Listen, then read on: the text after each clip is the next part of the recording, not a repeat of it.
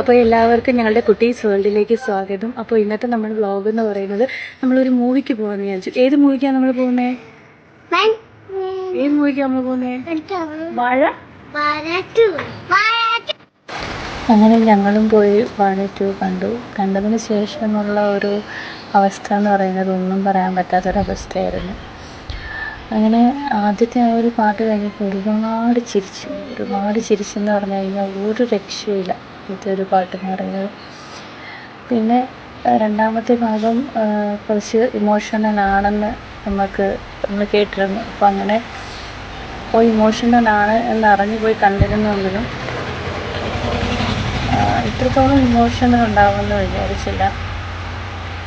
നമ്മുടെ അച്ഛൻ, അമ്മ, നമ്മുടെ കൂടപ്പിറപ്പ്, പിന്നെ കൂടപ്പിറപ്പ് പോലെയുള്ള കുറേയേറെ സൗഹൃദങ്ങൾ, ഇതൊക്കെ നമ്മളെ കുറേയേറെ ചിരിപ്പിച്ചും ചിന്തിപ്പിച്ചും കരയിപ്പിച്ചും ഒക്കെയായിരുന്നു ഈ ഒരു മൂവി.